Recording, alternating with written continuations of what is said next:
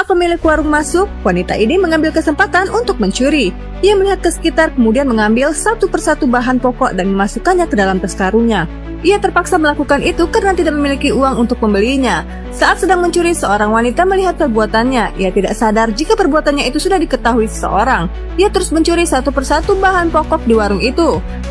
Setelah mencuri beberapa bahan pokok, wanita ini bergegas keluar sembari melihat ke sekitar agar pemilik warung tidak melihatnya. Ia merasa sedih karena keadaan membuatnya terpaksa mencuri demi bisa bertahan hidup agar sang anak bisa makan.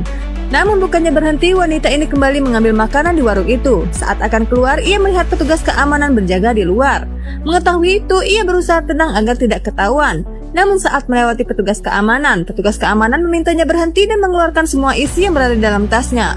Wanita itu bilang ia tidak mau, sembari menghindari petugas keamanan. Petugas keamanan terus memaksa si wanita agar membuka tasnya, sehingga terjadilah aksi kejar-mengejar antara petugas keamanan dengan wanita itu. Dan secara paksa, petugas keamanan mengambil tas dari wanita itu dan menariknya kembali ke tempat di mana ia mencuri makanan dan bahan pokok lainnya.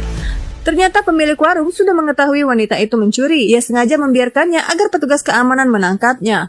Wanita itu memohon agar pemilik warung mau memaafkannya. Ia sangat menyesali perbuatannya.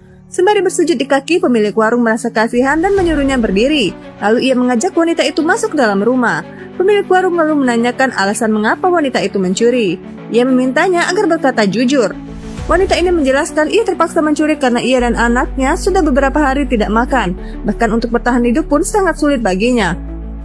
Tapi kau bisa minta padaku dan tidak perlu mencuri. Aku pasti memberimu makanan agar kau dan anakmu bisa makan. Kau tidak merasa kasihan dengan anakmu mengetahui ibunya seorang pencuri. Bagaimana jika orang lain yang membawamu ke kantor polisi? Anakmu akan merasa sedih ibunya dibawa ke penjara. Singkat cerita, akhirnya pemilik warung bersama petugas keamanan mengantar wanita itu pulang ke rumahnya. Ia juga membekali bahan pokok untuk wanita itu dan anaknya. Untunglah pemilik warung itu sangat baik dan pengertian. Ia tidak membawa wanita itu ke kantor polisi, bahkan mengantarnya pulang ke rumah. Esokan harinya, pemilik warung beserta wanita itu dan anaknya menikmati makanan bersama. Ia sangat senang bisa membantu wanita itu dan menganggap mereka sebagai keluarganya sendiri.